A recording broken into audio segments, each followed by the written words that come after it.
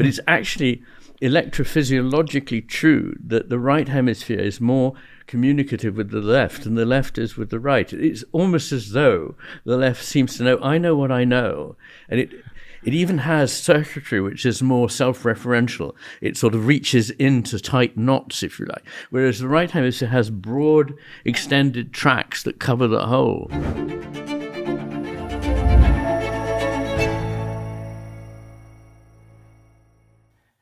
I'm talking with Iain McGilchrist. He is a very remarkable man. I don't think, from what I know of him, that he would say that he's invented anything, but he has discovered some things of the first importance. They have to do with the nature of our world and how the workings of our brain might be affecting that, and negatively in some ways. So we're going to talk about the nature of our brain. We're all going to get an education. And then we're going to talk about how that might be affecting the world and what we do about it. Welcome. Thank you very much. Very great to have you. Great to be here. So how does the brain work? Yes, of course, all I can give is an outline of the briefest kind of hemisphere theory. And the first thing I have to clear is that what most people think they know about hemisphere differences has to be set aside, because most of it has been shown to be wrong. And I was very strongly discouraged by my older colleagues when I was a younger man than I am now from pursuing hemisphere difference, but I have done for the last 30 years. Because the pop psychology idea that, the left hemisphere was rational and reliable, but the left hemisphere was creative, but, painted pictures, this is wrong. Both hemispheres are involved in everything. The left hemisphere is not unemotional. It is not reliable. It is considerably less reliable than the right hemisphere, and both hemispheres are involved in reason and science.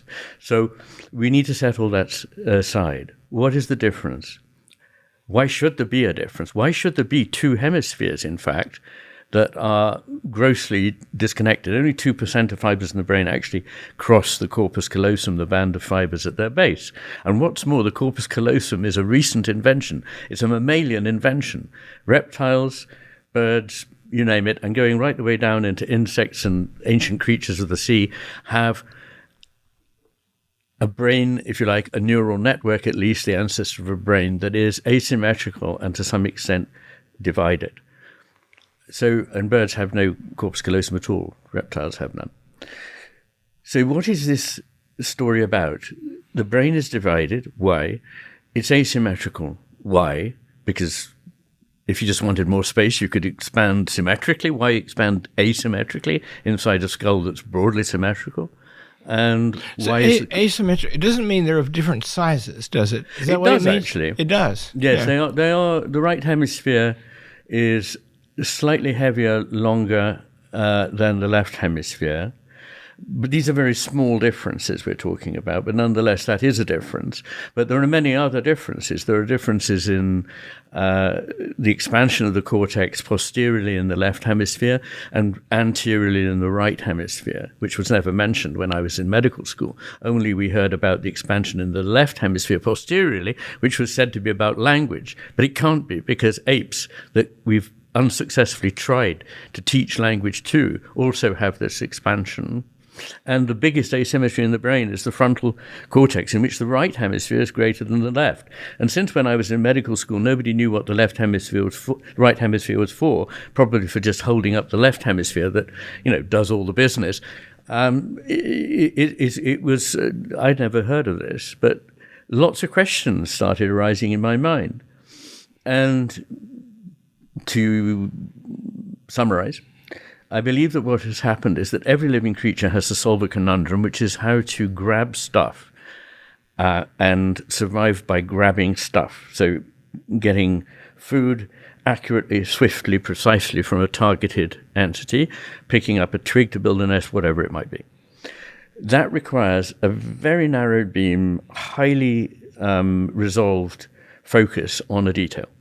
But if that's the only attention that the creature pays, it will soon be eaten by something else because it's not looking out for predators. It's not even looking out for its kin, for its offspring, its mate that need to be looked after. And so evolution has equipped us with two neuronal masses that can pay attention to the world in two different ways. So the basic difference between the hemispheres is attentional. And the full weight of that didn't hit home when I discovered it. It was passed over. It was mentioned. I found, the evidence was there in the literature. But what does the evidence look like? How do you measure that? Oh, it's very easy. First of all, you look at what happens when somebody has what we call in neurology an insult to one half of the brain, so a stroke, a tumor, or an injury, and how that affects their attentional field. And so there's a vast array of information from that. Then, of course, after the split brain operations in Caltech in the 60s and 70s, experimental psychologists were able to put information and questions to one hemisphere at a time, which revealed differences.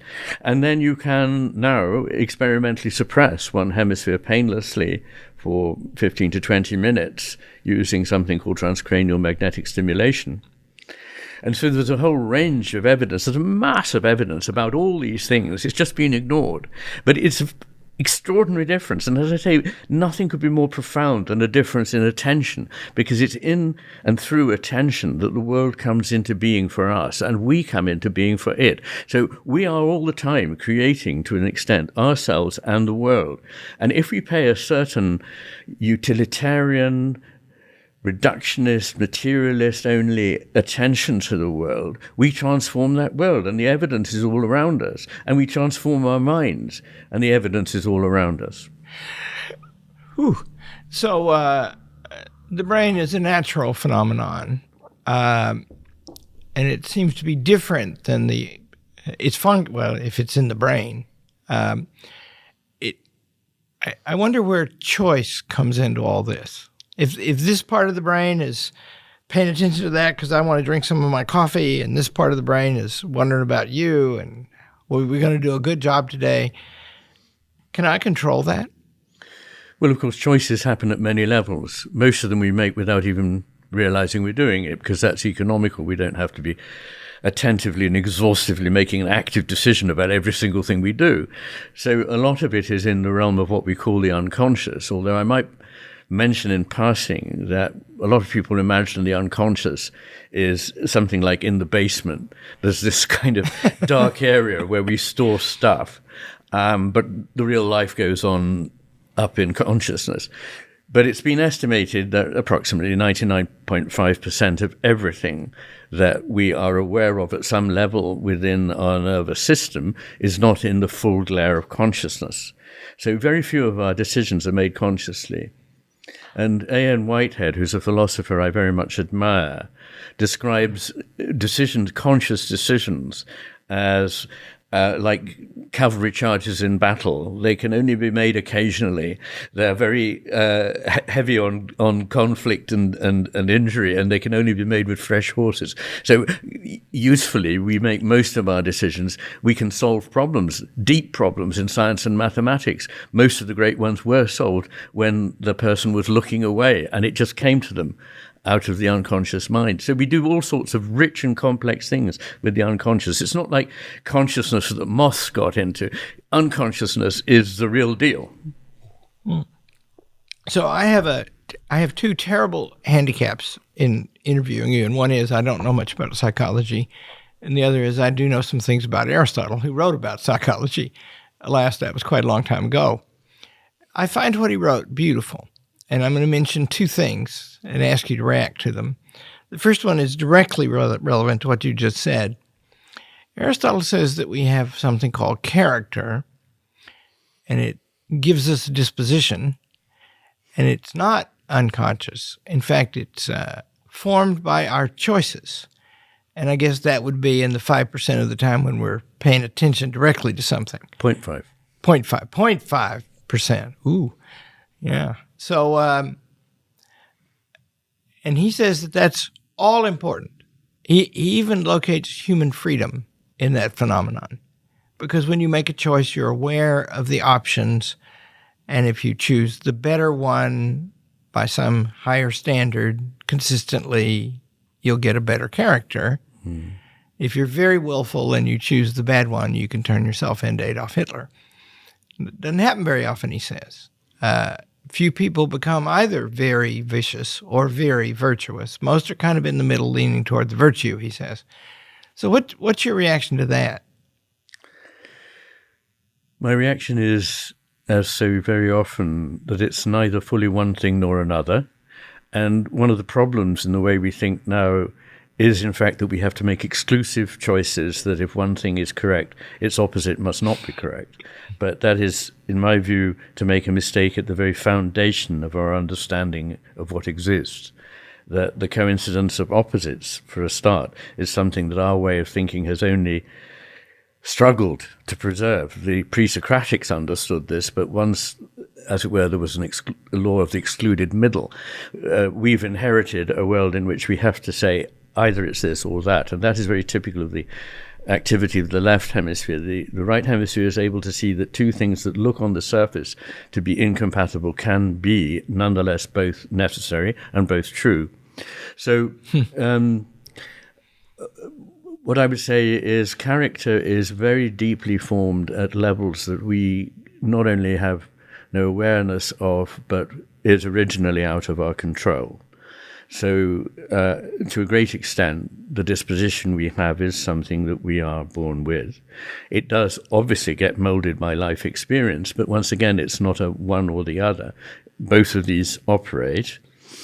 And that the choices that we make, again, are not necessarily conscious choices, and in fact are not necessarily better or would not be better if they were. So in the book, The Matter with Things, in the middle section, part 2, which is epistemology, I suggest that the way that we reach an understanding of anything requires effectively being able to attribute enough of our understanding to 4 factors: science, reason, intuition, and imagination. And that science, each of them is very valuable, and I believe science and reason are under attack these days. So in one sense, I am keen to defend them from their adversaries. But on the other hand, they can't give us all the answers. They're not set up to do that.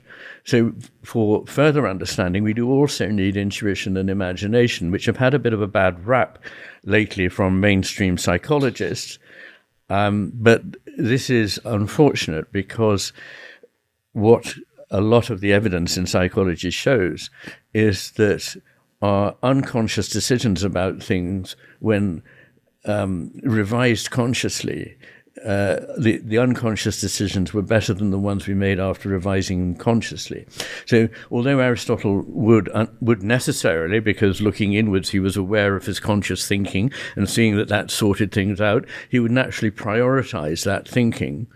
And so that's the way I'd think of it. I admire Aristotle very much, above all for being an empirical scientist, which was a step forward. But I wouldn't say that he was always on the target.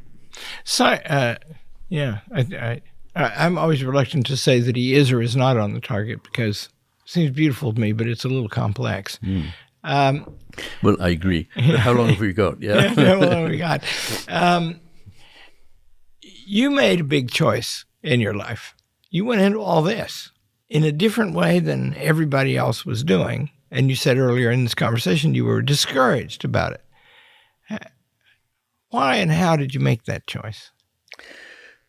Well, it was really consequent on the rest of what I was doing, starting really in my teens. But I was concerned with things like why we don't necessarily reach an understanding of the whole better by taking it apart, and that something was lost in the process. And my clever friend said, so what's this magical something else, phlogiston or something, that, you know? And of course, it's not like that. It's just that when you take things apart, you destroy the relations in which everything exists. And things like that. I didn't think that on the whole progress is made linearly, but rather not in a circular motion, but in a spiral motion in which you do come back to a place close to where you started from, but you're not in the same place. You're one rung higher on the turns of the spiral. So all these things interested me. I went to Oxford. I was going to do philosophy and theology, but they said it's not an honours degree. You can't do that. I took the entrance exam in English. They said, do English. You've got to kind of, grasp of this. And so I did. I loved it. And then I got a fellowship at All Souls, which allowed me to do whatever I liked for 7 years. And in that time, I wanted to write, which I did, a book called Against Criticism, which was about what I thought was wrong with the process in which we approached a work of art. And to summarize it, I thought the point was that a work of art, say a poem, is something which is better implicit. Its meaning is implicit. When you take it out of it and make it into a short line of prose, it becomes completely banal and everyday. It's rather like explaining a joke. It falls down. Secondly, it is only what it is in the context. So once you've taken the meaning out of the context, you've lost actually the true meaning. And the third thing is that poems are embodied, and we don't just react to them with a kind of computer-like aspect of our brains. The whole of our physical person is involved in the engagement. And Aristotle said a beautiful thing, which is that in confronting a work of art, it is one being approaching another unified being. So I like that very much. Anyway, I wrote this book, and I didn't want to go on about this. I went to all the philosophers. They talked about it, the mind-body so-called problem, in a very disembodied way. And I thought I needed to do this in a more embodied way. So I read medicine, and that took me 6 years. And I had to go right back to the bottom of the pile as a lowly medical student, having been a fellow of All Souls for 7 years. Tell us what All Souls is. It's a special place, right? It is a special place. As far as I know, there's nowhere else like it. There's certainly nowhere else in Oxford or Cambridge that's like it. It is the only college that has absolutely no students, not even any graduate students. It only has fellows. And you can get to be a fellow by occupying a certain chair, for example. And some people are elected to a fellowship late in life, a senior research fellowship. But to get to be a fellow at 21, as I did, the only way is to compete for an examination fellowship. And that is an amazing thing, a 3-day exam. And in the first day, you have 2 papers, morning and afternoon, on your subject. And the second day, you have 2 papers in which you have to answer 3 questions in each paper on general things. So that there may be philosophical topics, economical topics, historical topics, whatever it is, literary topics, and you have to show yourself are capable of tackling them. And then the third day, they had, unfortunately, quite wrongly in my view, they've done away with this, a brilliant thing, which was the famous essay paper. And this was one word printed on a sheet of paper, and then you turned it over, and there was the word, and you had to write about it for 3 hours. And in my case, the word was evil, in which I'd done a certain amount of field work, and so I had a natural advantage. But no, I wrote about this, and it was actually terrifying. I don't want to go off on a tangent, but there was a room with 24 people in, and at the end of this process, they were going to award 2 fellowships, 1 fellowship, or none. And I looked around the room, and after about 10 minutes, people started scribbling. And after half an hour, everybody was scribbling, but I wasn't. And eventually it came to an hour, and I thought, I still haven't put pen to paper. I've now only got 2 out of my 3 hours. If I don't write something now, I'm sunk. So I did. And apparently it was very well thought of, and the philosopher Derek Parfit photocopied and kept it for me because he liked it so much. And then there was an afternoon paper which was Greek, Latin, French, German, Russian, and Spanish. 3 hours, translate as many pieces as you can. These last 2 papers they've done away with. I think it's a shame, because it is part of selecting somebody who is a generalist, I think. Yeah. And I think we need more, if you like, specialist generalists in the world, not just people within a particular silo. We need to have the discourse and the overview that comes from knowing somewhat of a different number of fields. I heard Jordan Peterson, a mutual friend of both of us, say something I thought was brilliant the other night. He said that he was talking about Moses and the burning bush. Yep. And he was a little out of chronology because he was actually wearing a coat of many colors at that time. I know the coat. And he said that Moses focused on this bush, and he paid close attention to it. And then he said, and that's what learning is like, isn't it? Because after he understood the bush and what the bush had to say to him, his world began to expand in relation to the bush. A specialist and a generalist. Yes. That's a nice way of putting it. Yes. Yeah. That's what you are. So, I mean, just to... I probably spent too long answering the first part of the question. Good. But then the idea was to do medicine, and I did it. And that takes 6 years. And then I did my jobs, general jobs, then worked at the Wessex Neurocentre as a neurologist and a very junior neurologist. And then went to the Maudsley Hospital, which is where psychiatry and neurology meet, and is a big teaching hospital in London. And it was there that I heard something that made me think it's worth exploring from a philosophical point of view, this thing about the difference between the hemispheres. I think that the reason that it spoke to me was that it addressed so many things that I was already concerned with. And I don't think enough people go into medicine with a philosophical interest in medicine. They go in just assuming it's obvious what medicine is, and it's mending machines that have broken down in some way. And I don't think that, and I will be talking more about that tomorrow. Oh. But yes, I mean, the thing that was remarkable was that I went to a lecture by a colleague called John Cutting, who'd just written a very interesting book called The Right Cerebral Hemisphere and Psychiatric Disorders, which was published by Oxford University Press. And he'd spent 30 years sitting at the bedsides of people who had injuries to the right hemisphere and discovering what went wrong in their world.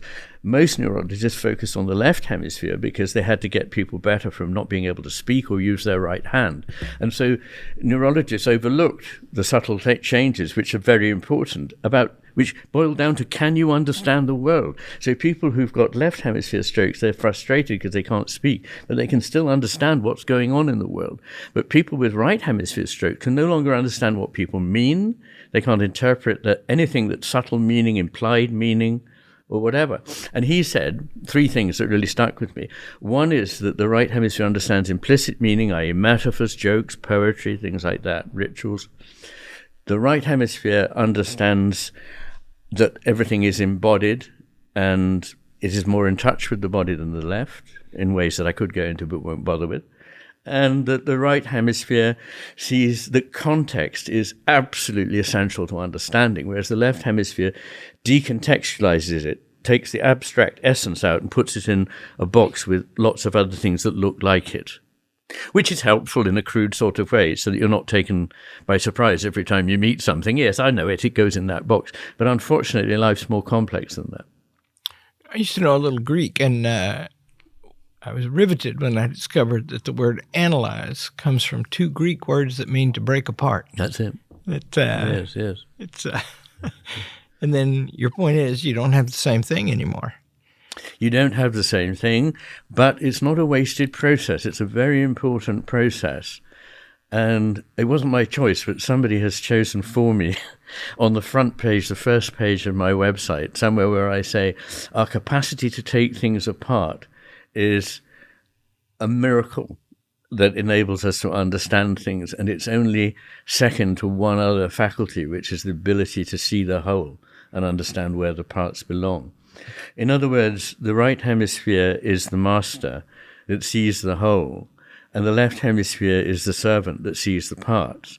But the servant's job is to give back to the master what it has found, and that needs to be reintegrated.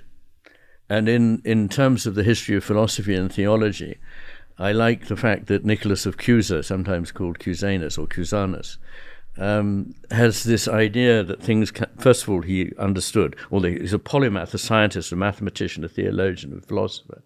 He understood that there is a coincidence of opposites. It's central to his philosophy. And also that the way the world is, it is initially enfolded, implicatio. There is then an explicatio, an unfolding, and then there is what he calls complicatio, which is folding together again.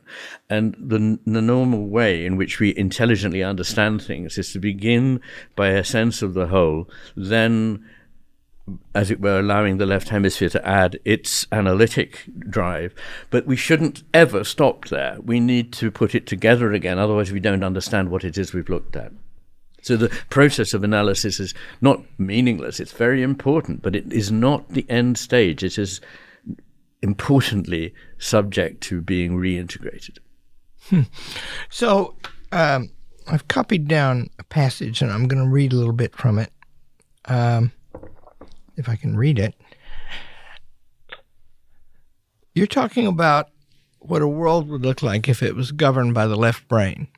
This is from your book about master and emissary. As a result, individuals would be ironed out, and identification would be by categories, socioeconomic groups, races, sexes, and so on, which would also feel themselves to be implicitly or explicitly in competition with, resentful of one another. Paranoia and lack of trust would come to be the pervading stance within society, both between individuals and between such groups, and would be the stance of government toward its people. Is that what you think has happened? Yes, to some extent. That's a small excerpt from a longer piece in which I talk about many things, and I say, let us do the thought experiment, what the world would look like if the left hemispheric understanding, such as it is, was dominant. And I then effectively paint a picture of the modern world. And sometimes in lectures, I expound this about 25 differences between a properly understood world and a purely left hemispheric vision. And then I end by saying, after I've very obviously delineated the world we're in, well, thank God we don't live in that world. But of course we do.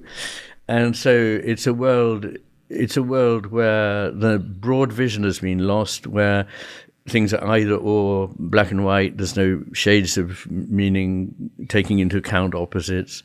Everything is linearly understood. There's an overgrowth of bureaucracy and administration. There is this seeing of things in abstract categories rather than understanding them in a full contextual whole. And in a full contextual whole, things can change their meaning completely. They can seem to mean the reverse of what they are when they're decontextualized. And in the world in which we send messages around that are only 180 characters or whatever they are, I'm terribly fuddy-duddy. I don't really know about these things. I don't use social media at all. But I'm lucky I have somebody who does it for me, which is a bit of a cheat. But anyway, it allows me to think and write. Me too. But so we would be in that world. And the thing about paranoia is this: the left hemisphere is somewhat paranoid because it knows its job is to control things so that it can get things and have power over them. Its value is power and utility. And if it doesn't feel that everything is under control, it gets very anxious about it, which is why I suggest that in such a society, government would see its job as controlling everything maximally, and there would be a paranoid sense that, we need to have CCTV cameras everywhere, we need to monitor people's Twitter feeds or whatever it is. That is the world we're going into. It's terrifying. And it's absolutely consonant with what happens in neurology. So when people have right hemisphere strokes, their left hemisphere is doing all the functioning. They tend to be rather controlling. They tend to be anxious and paranoid. And indeed, schizophrenia, which famously gives rise to paranoid delusions, is very much due to overdrive in the left hemisphere and some sort of hypofunction or dysfunction of the right hemisphere, which is not making its proper contribution. So the hemispheres that you've explained to us are much older than the birth of modern society or bureaucracy. Yes. Why has this happened? Well, I think this comes back to my idea that it's to do with being able to grab and get, which is so important, that one whole half of the brain is dedicated to focusing on a detail in order to be able to manipulate it. But the other part of the brain's got to be looking out for everything else, which is the other 357 degrees of the 360-degree arc. And so the right hemisphere sees a coherent, sustained vision. It is vigilant for whatever there may be. It doesn't only see what it expects to find, whereas the left hemisphere sees only what it's already focused on finding, and therefore is likely to be blind to other things. So they need one another. And as I say, it goes back 700 million years, as far as we know, to a sea creature called Nematostella vectensis, the oldest creature extant that's had its neural network examined by Thomas Holstein in Heidelberg, and he calls it the ancestor of the mammalian brain. And it's already asymmetrical in this way because it's having to do these two things of looking out for stuff that it wants and looking out for predators. But of course, in us, it reaches hugely more significant separation. So one sees an atomistic world in which things are separate, they are fragments, they have no context, they have no meaning. And until we give them a meaning, they are basically inanimate, static, and they can be fully known. Whereas in the right hemisphere's world, nothing can be fully known. It can only be a relative degree of certainty. Everything is ultimately interconnected and can't be just wrenched out of context. Everything has an embodied nature. Everything actually flows. And the world is an animate one with which we feel in connection. So these are two hugely different pictures when we get to the human being trying to understand a world. And one of them is open to, if you like, a non-material understanding or a non-grossly material understanding, and the other to an understanding that engages the fact that there are values and purposes that transcend the purely reductionist picture. A reductionist, you use that word quite a lot. I'm wondering if choices, big choices, human beings have made are part of the thing here. So in Hobbes' Leviathan, there's a sentence I like. Reason then is but a scout or a spy to range abroad and find the way to the thing desired. Is that him just making the left brain the whole of it? There was a movement in philosophy, right? Machiavelli writes something about the ancient philosophers wasting their time building imaginary republics, and then the sentiment is, we should just fix this one. Mm-hmm. Let's get on with it. To analyze is something different than to know. I mean, it's a way of knowing, you rightly pointed out, but it changes things too.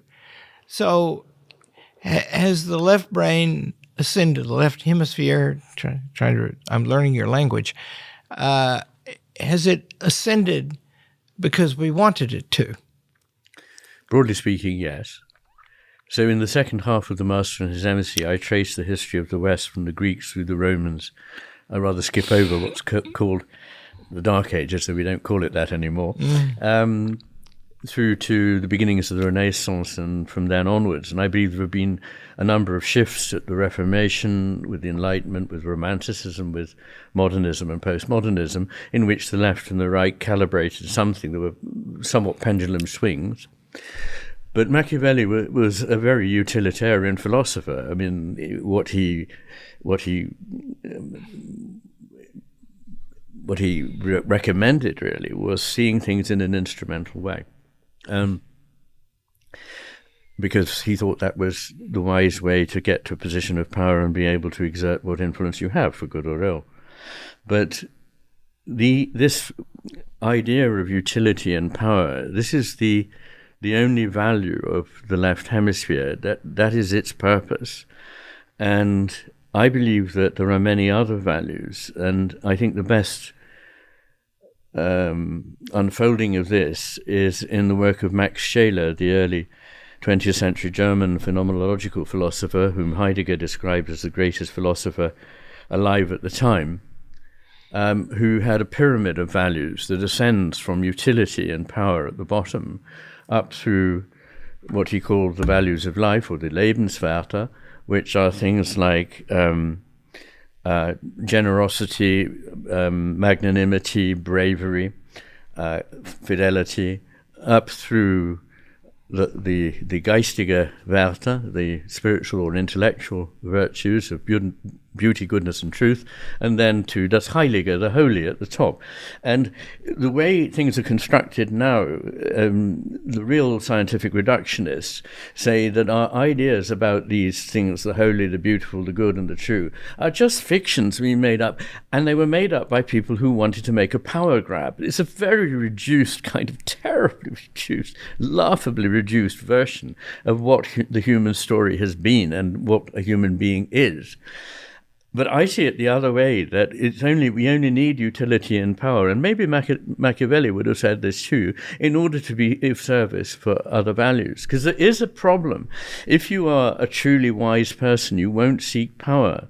But then somebody needs to have power to promote the values that the wise person believes in. And if you simply sit quietly, as a wise person does, where are we? This is a problem I don't understand in relation to myself or how to recommend to others. I have something to offer about that. Yeah, it's a compliment to you. What you just stated in a lovely, concise way was one of the main themes of Plato's Republic. Yes. The cities will be miserable till the philosophers are kings, and they won't be. Yes. What are we to do? In the classic works, the statesman is the guardian of the wise. Yeah. The wise are too busy. They don't want to. Yes. And yes. I must say, I think your career, which took a change, many, but the big one was you left and you went to medicine because you wanted to understand this thing. I think you're becoming a statesman, too. I have no aspiration. Yeah, but I mean, in a way, you are the kind, right? Because if we could... I went into the college business almost a quarter century ago, and it's been very good for me. I enjoy it very much and learn a lot. And I've come to see something, I think, and that is that if you work around students and teach them, you find out that you don't teach them. They learn. You just help them. Exactly. And they have these rich lives, yes, right? And they make these choices. Yes. I watch my wife. She's English, and she's a gardener. She can make anything grow, except she also understands that she doesn't make anything grow. 100%. Isn't that right? And it is. It wants to grow. Exactly. And I often use this image when trying to explain to people that although a machine is made by an exercise of explicit voluntary effort, most things are not nourished that way. And that the art of being a good gardener, no gardener can make a plant and no gardener can make it thrive or do anything, but it can so dispose the circumstances around the plant that it will flourish. And if you want it to go in a certain direction, if you're patient, you can make it go in that direction. But if you say, no, I want it over here, just uproot it and stick it there, it's not going to work. Certainly if it's a climbing plant, you need to tend it in a certain way. And I've been thinking a lot about education recently because people often talk to me about it and ask what I think about it. And they often say, so, what was it that you learnt in class? And, of course, there was a very, very great deal that I did learn in class. But probably the most important things I learned were not actually in the classroom, but they were from the wise people who taught me. First of all, they taught with an enthusiasm such that, as Plato says in the seventh letter, a spark goes from the one to the other and settles in the mind or soul of the other person. And that's how it was, that there was I caught fire with whatever it was they were interested in. And it was more than just information. It was a way of seeing things.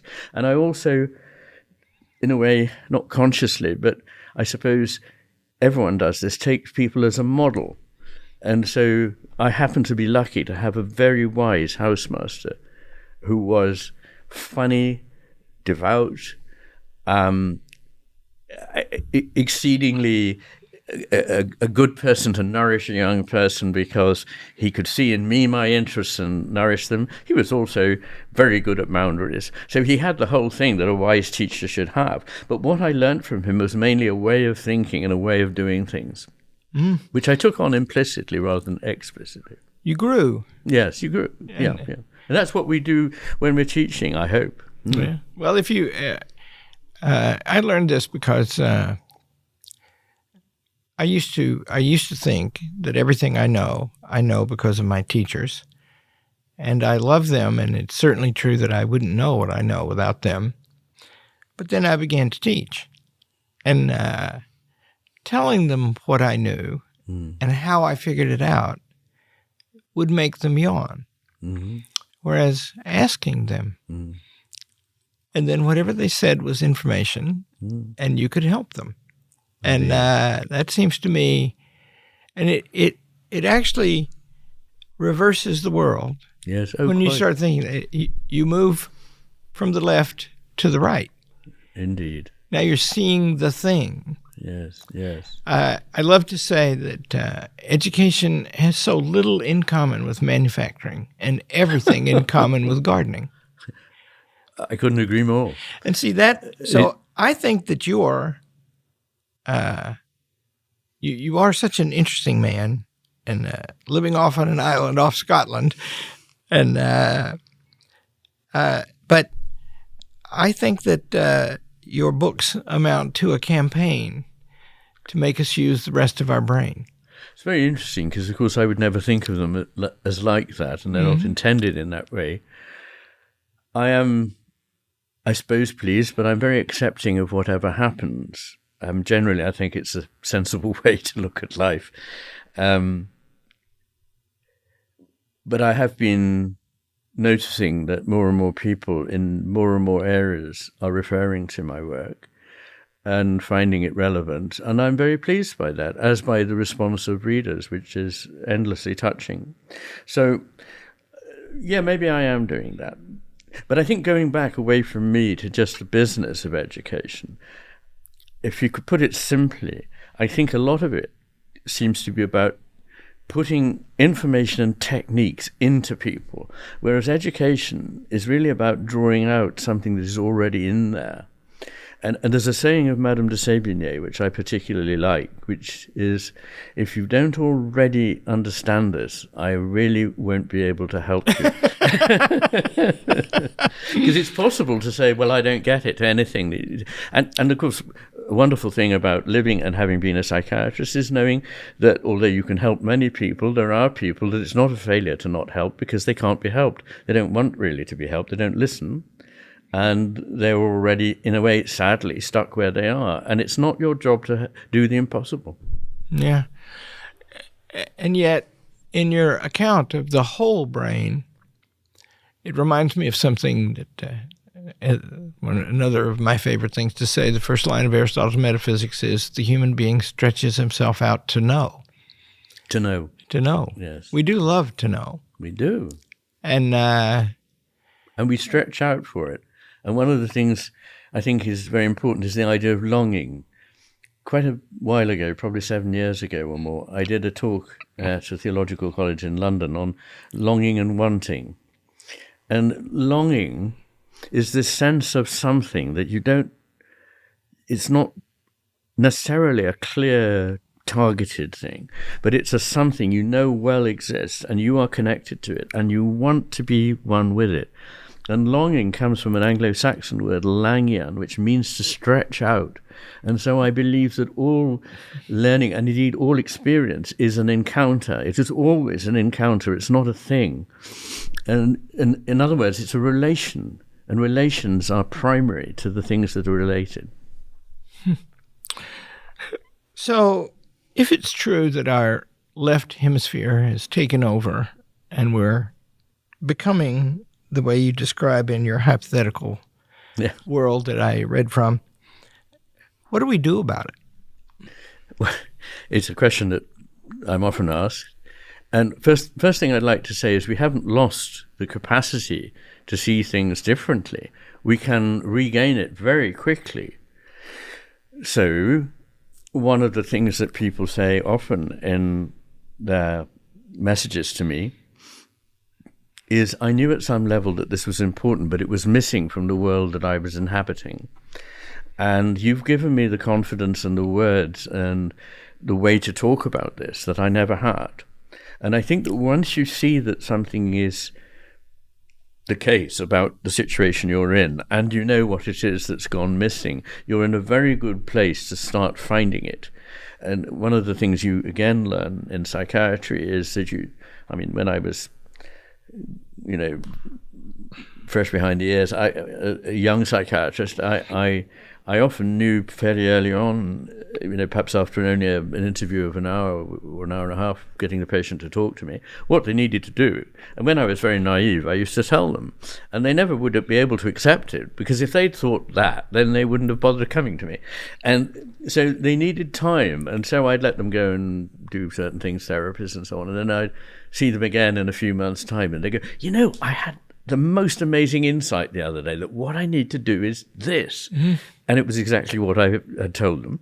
And the point there is that if you allow people to discover something for themselves, it's far more powerful than telling them what to do. So I could give bullet points, but I'm rather resistant to doing it. I think one of the things that each person can do is to start from in here, because I believe that all movements, external movements in a culture, in a society, start from in here, actually.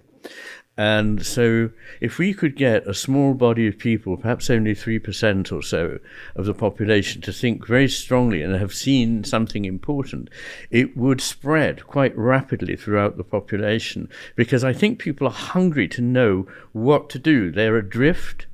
They feel they have no compass. They feel they don't know what the purpose or meaning of life could possibly be. They seem unaware of what a human being is or is capable of. And I want to have opened people's eyes to what we are capable of and what we can do. And I don't preach in any sense. I'm just showing them from science and logic the things that we know we can do and how we can do them. So I don't want to be limited to certain things, but of course there are changes we could make in education. Of course there are changes we could make in governmental oversight and doing away, I'm afraid, with an awful lot of expensive abstraction, which is called bureaucracy, which is a brake on creativity and often causes people to lose the will to live if they're trying to actually achieve something imaginatively and intellectually.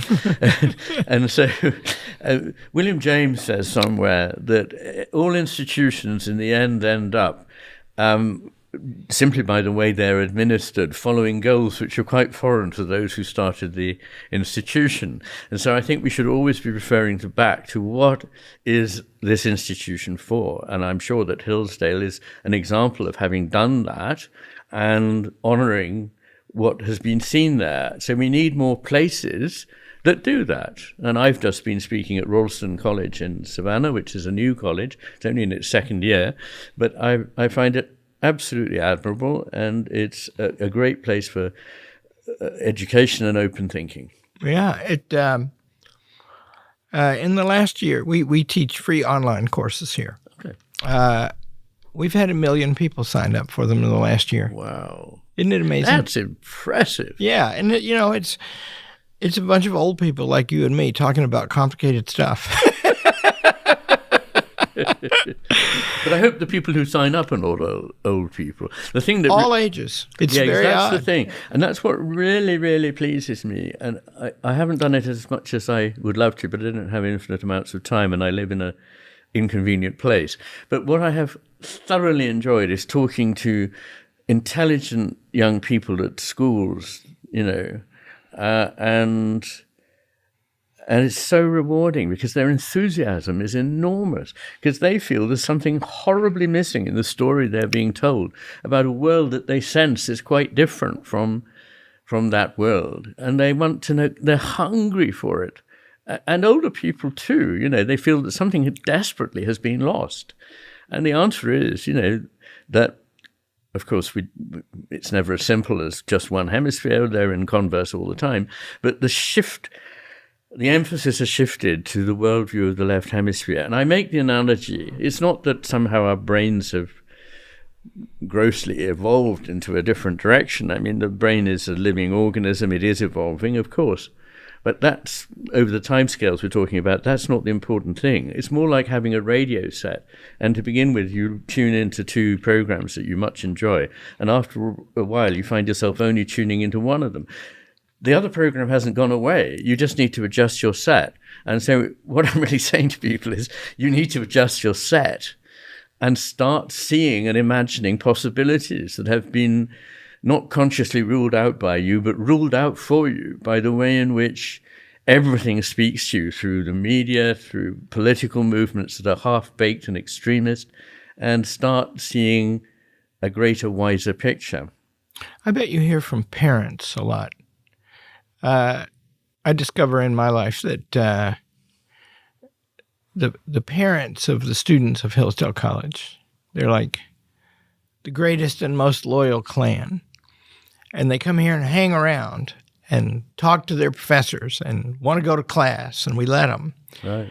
And in other words, my objection to the education bureaucracy is in part that the rules are made by people who do not go in classrooms. Oh, absolutely. And yet, if there's a young child alive, somebody loves the child or it wouldn't be alive. No. And what makes one think that an algorithm made up by a bureaucrat is going to be superior to allowing an experienced teacher with a lifetime to draw on to teach the way they intuitively feel is important and right? And it has nothing whatever to do with following an algorithm or ticking boxes. It's letting that go and being real, and being present. That's so important. Yeah. I had a very senior Republican politician, who I will not name, once said, how can the parents know if their children are learning if we do not do objective testing across the nation? And I said, well, I think they live with them. And is it hard to tell if somebody can read? Yes. Are you finding the acceptance of your way of looking at psychology growing?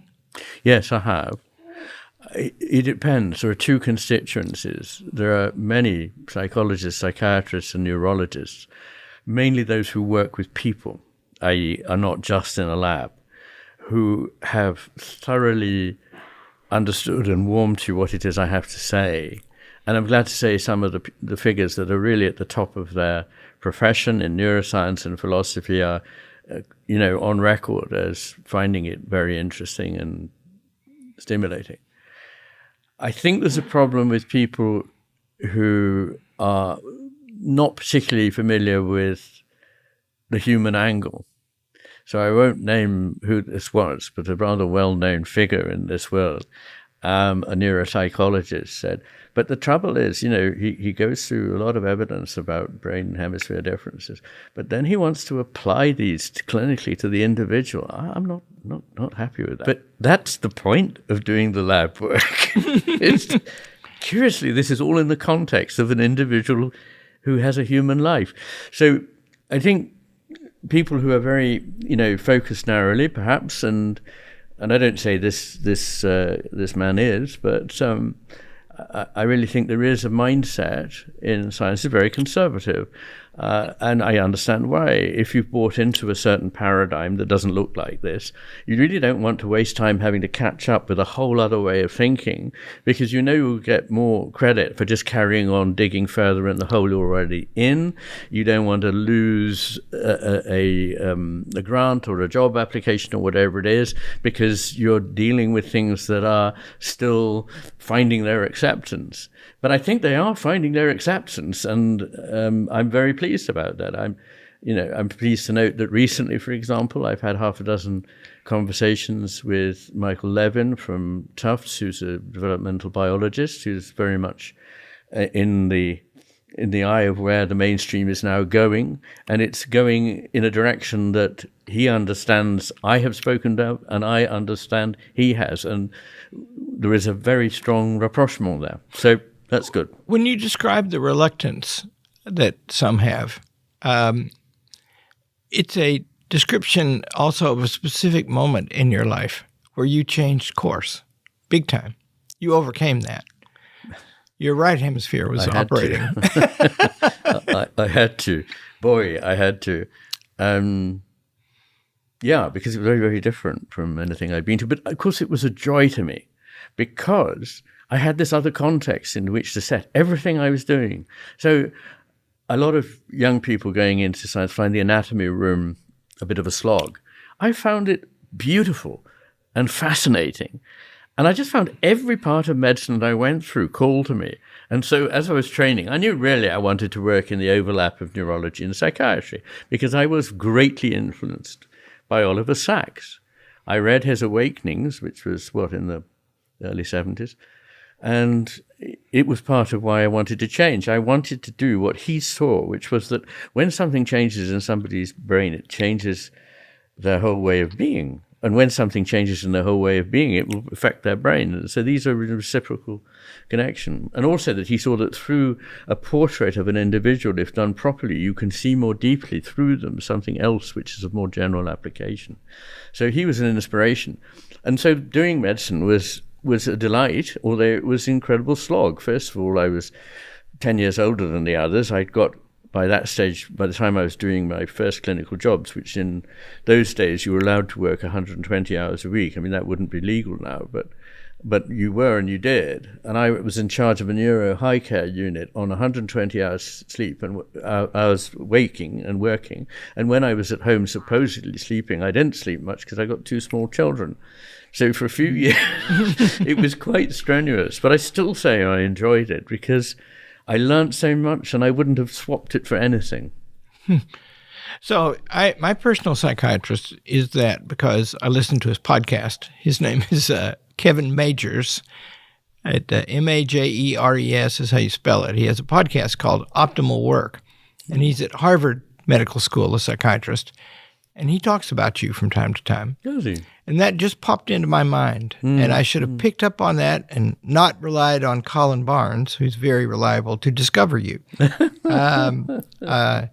That's and he's a serious man. He wrote his senior thesis in undergraduate school on Aristotle, which is always good by my books. Wonderful. And he's the right kind of physician and psychiatrist. He looks at the human being as an organism. Wonderful. Yeah. Let me ask you this. We think in this materialist world, when evidence arises that something in our brain is causing us to do something, what goes out the window is any idea that we're free or that we make choices. How do you address that? I don't think it does. I think it's a misconception that it does that. It's certainly true. Well, first of all, I don't believe that consciousness is generated out of the brain from nothing, as it were. Mere lumpen matter, suddenly and now a miracle happens, consciousness emerges. I ultimately argue that consciousness is an ontological primitive. It is something behind which and beyond which you cannot go. It is what the cosmos has and is. I mean, that would take us for another hour or two, but anyway, my point is that it's like in the old days there was a TV set, and the TV set, there are real people who take part in an interview like this on television, and they are real, and the transmission normally works, but then something may go wrong with the transmission and the top of the head of somebody disappears. But it doesn't mean that reality has altered. It just means that the transmission isn't working properly at the moment. So that's the way I think of it, as a block in the mechanism. And for a while, of course, that does limit one's autonomy. But there's a difference between saying we are entirely autonomous and can do exactly what we like, which is a toxic thing that people now say, and the other toxic thing they now say, and yes, I'm looking at you, Sapolsky, is we're totally determined. And neither of these is, in my view, an intellectually respectable position. I say that in all due respect to Sapolsky. But I don't see how this can be sustained. There are so many reasons, starting in the nature of material reality, physics, that suggest that there is indeterminacy built in to everything, which doesn't mean to say that everything is just chaotic. It is that sweet point between stochasticity, which is basically chaos, and order. That everything comes into being, and we're no different from that. So we have a degree of freedom, but we don't have all freedoms to do everything we like. Part of the problem is, nowadays, people think they should have freedom and believe they do have freedom to do anything at all without respect to the rest of their society or any decent values or anything, that they can just do it because they're them, and that's expressing themselves. And that, I think, is a naive and dangerous viewpoint. But I also think it's naive and dangerous to suggest to people that they're wholly programmed. And indeed, we know that when people believe that they act in a much less moral and imaginative way than if they believe that they actually have agency. So it has a deleterious effect on their ethical being. The way you describe the hemispheres working together is, to my eye, beautiful. There's this richer one that's interested in the whole, and there's this other one that investigates, and them talking to each other is where understanding occurs at the highest level. It's complex. One of my teachers, great teacher, Harry Jaffe, wrote an essay everybody should read called The Conditions of Freedom. We'll put it on our website. And it's a sort of a commentary on Aristotle. And it begins with the point that you can't really prove that you exist. Of course. But it doesn't make any sense to assume otherwise. Yeah. And once you make the assumption, a whole bunch of stuff begins to follow. And it's not even clear what you don't exist means when you're a conscious being. Yeah. Something is obviously existing, and that's what you're experiencing. So, no, you can argue anything by ultimate skepticism, but ultimate skepticism is a way of closing the door on thinking. And so, yes, there are certain things we have to believe as a basis, which is that something exists. In preparation for this, I reread Book 3, Chapter 4 of Aristotle on the Soul. Okay. I really like that. And it's dense, but it's lovely. And what's lovely about it? In Aristotle, in the classics in general, they're very skeptical about everything, including this, by the way. Exactly. But they say that the source of the knowledge of that cup is in the cup. It's not in you. In fact, in the Ethics, he even describes how if you get yourself in order, become a virtuous person, it makes you attentive, a word that you began this with, right? You can see. You're not in the way. Well, he says, what is the condition of that in that chapter? And the condition is that the soul is not, the intellectual part of the soul is not anything except what it thinks. Except for? What it thinks. Yes. It has no matter in it, he says. The mind is nothing before it thinks. Well, we come back to this problem about Aristotle obviously not having any evidence to explain the importance of the unconscious mind, I think. I mean, it's a great saying, but I don't think it's the whole story. But he would be open to being skeptical in the light of evidence that perhaps wasn't evident at the time.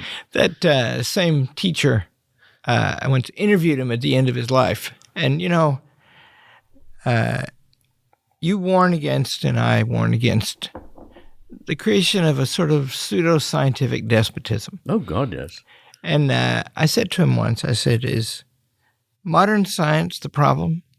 And he's like you. He's not reductionist. He said, no, he said. It has found beautiful ways to understand that would make the classics marvel. Yes, I agree. And in the second part of my book, The Matter with Things, I look at the epistemology And I say there are four main pathways to finding out what is truer than otherwise.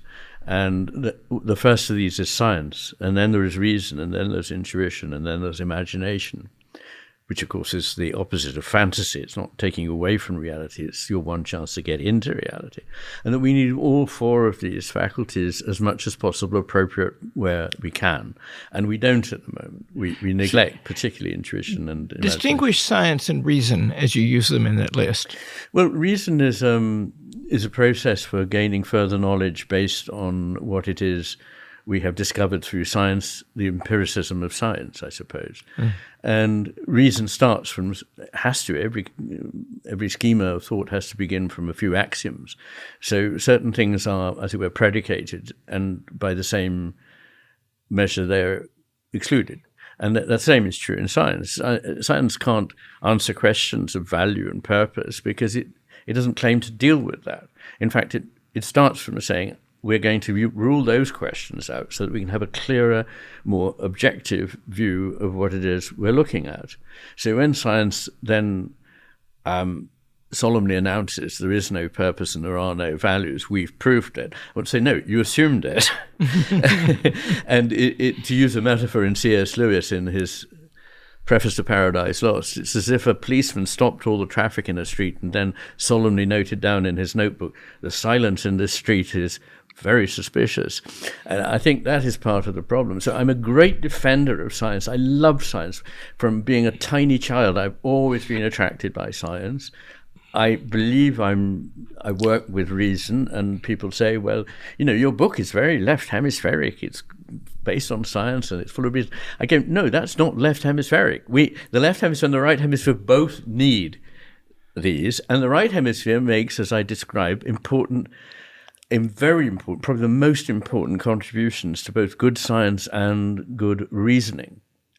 And these in themselves involve intuition and imagination. So many great discoveries in mathematics and science, we know from the accounts given by the people who had them, are intuitive and imaginative.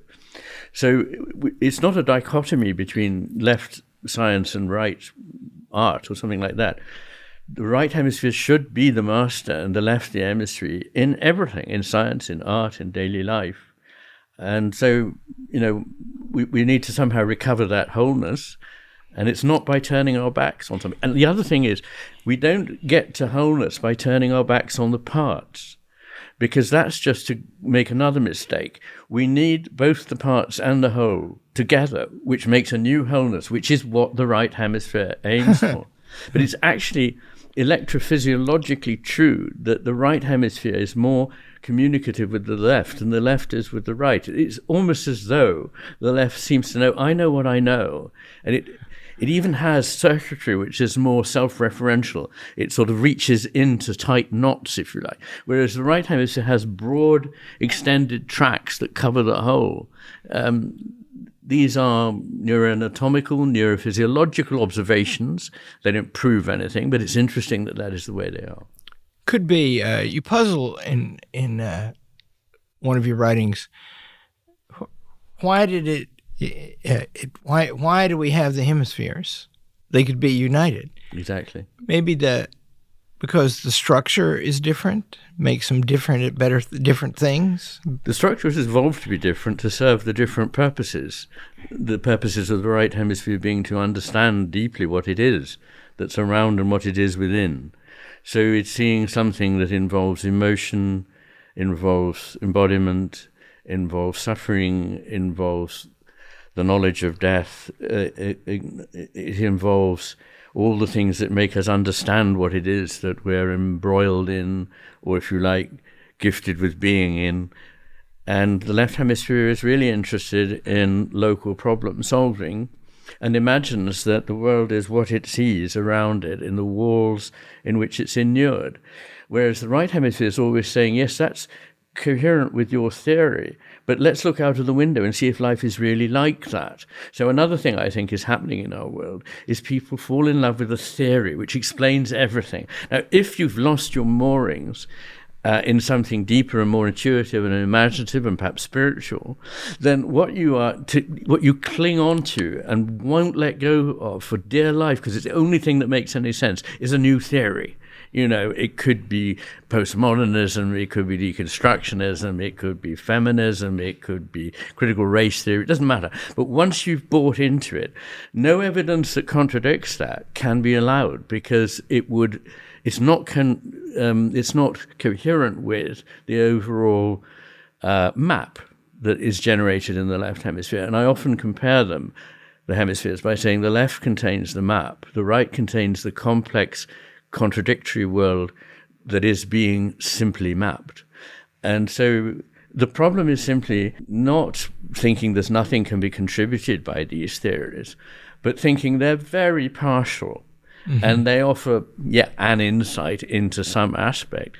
But to give them full rein and say that there's nothing else that, that's true, that doesn't follow within the confines of this particular theory is a great shame. I think, I came from a literary background. Yeah, and I think that the great thing there is that these beautiful works of art speak to us. If we listen to them, that means not rushing in with our preconceptions, but attending honorably to them. And if we do, that attention is a beautiful thing, because it will then speak to you and you learn something. But if you go to it with your preconceived ideas about what's true, you're not even getting an education, and you're depriving yourself of the experience of actually encountering this poem, or whatever it may be.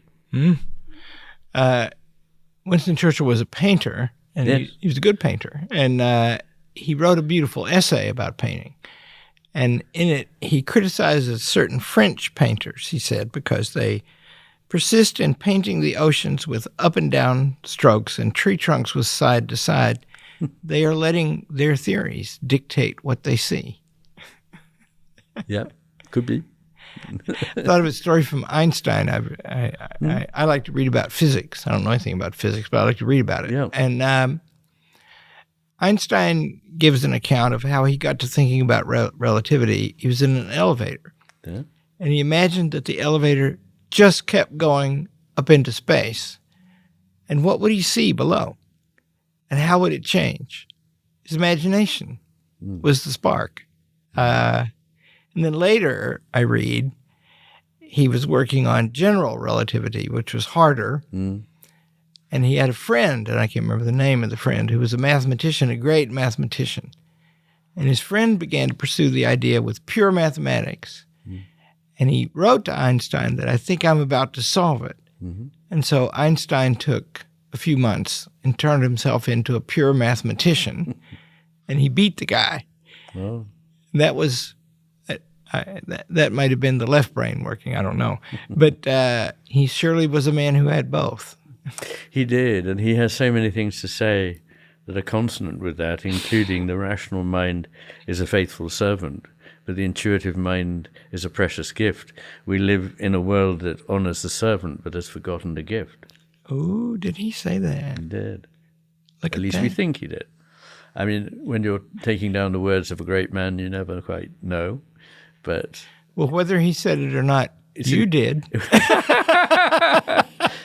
But it's entirely consonant with his mode of operation. He would, described by his sister, he would sit down at the piano and he would play and so on, and he'd get up and go, "I've got it," And it was, as he said, it was like musical architecture. I could find the meanings like that. They often came to him in a flash, as they did to so many great mathematicians.